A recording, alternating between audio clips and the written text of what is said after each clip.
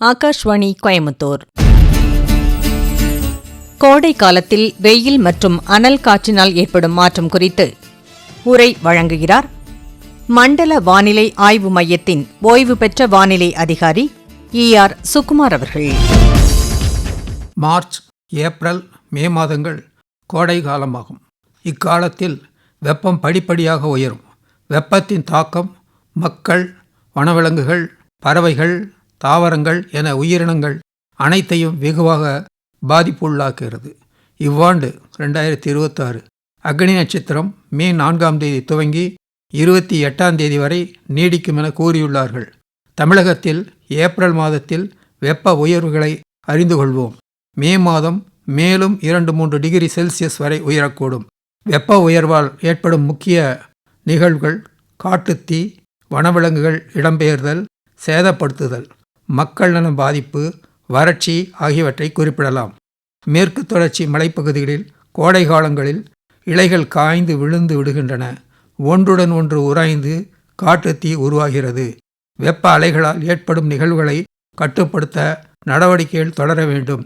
சில ஆண்டுகளுக்கு முன் மதுரைக்கு அருகில் கொடைக்கானலுக்கு இடைப்பட்ட மலைப்பகுதியில் திடீரென்று காட்டுத்தீ ஏற்பட்டது.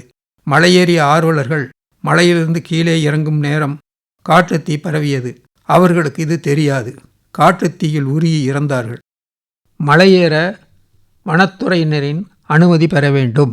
இயற்கையோடு நாம் விளையாட முடியாது. பாதுகாப்பு நடவடிக்கைகள், முன்னெச்சரிக்கைகள் அனைவரின் ஒத்துழைப்பால் தான் உயிர் சேதங்களை தவிர்க்க முடியும். சுற்றுலா பயணிகள் தங்கும் விடுதிகளில் அனுமதியின்றி தங்குபவர்கள் பாதுகாப்பு என்பது கேள்விக்குறியாகிவிடுகிறது. உலகில் காடுகள் பரப்பளவில் அதிகமுள்ள 10 நாடுகளில் இந்தியாவும் ஒன்று. இந்தியாவில் 20% பரப்பு காட்டுப்பகுதிகளாகும். 65 மில்லியன் ஹெக்டேர் நிலத்தில் பற்ற வைக்க உதவும் மரங்கள் உள்ளன.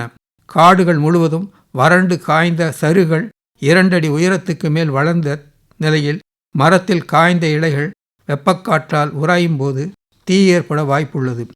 ஊசி இலை மரத்தின் இலைகள் அமிலத்தன்மை கொண்டவை. இதுவே தீ வேகமாக பரவ வாய்ப்புள்ளது. ஓடைகள், ஆறுகள், ஏரிகள், குளங்கள் வற்றிவிடுகின்றன. கோடை காலத்தில் முளைத்துள்ள காய்ந்த புல்வெளிகள் தீயை மேலும் பரவச் செய்யும்.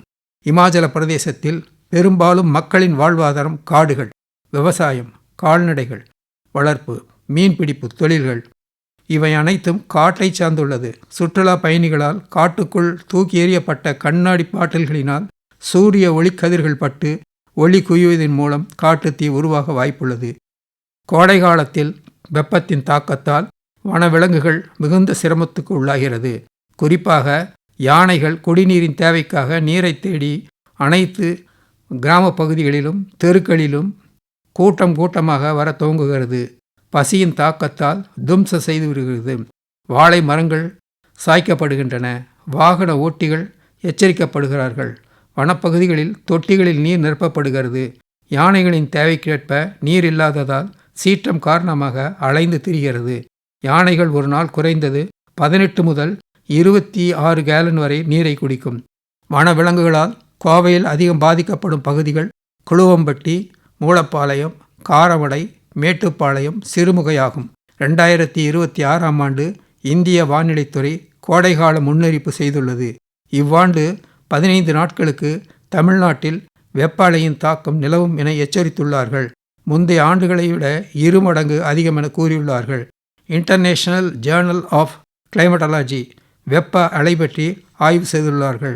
இரவில் அதிக வெப்பம் நிலவும் பகுதிகளின் எண்ணிக்கை இந்தியாவில் அதிகரித்துள்ளது என அறிவித்துள்ளார்கள். சென்னையில் கட்டிட பரப்பு 74% உள்ளது. நகர்ப்புற வெப்பத்தினால் இரவு நேரங்களின் வெப்பநிலை 4 டிகிரி செல்சியஸ் வரை உயர்ந்துள்ளது. வறண்ட பகுதிகளில் ஈரப்பதம் 10% வரை அதிகரித்துள்ளது. தமிழக கடலோர பகுதிகளில் நிலவும் ஈரப்பதமானது வெப்பத்தால் ஏற்படும் தாக்கத்தினால் வெகுவாக மனிதர்கள் பாதிக்கப்படுகிறார்கள். வெப்பலை வீசும் நாட்கள் அதிகரித்துள்ளது.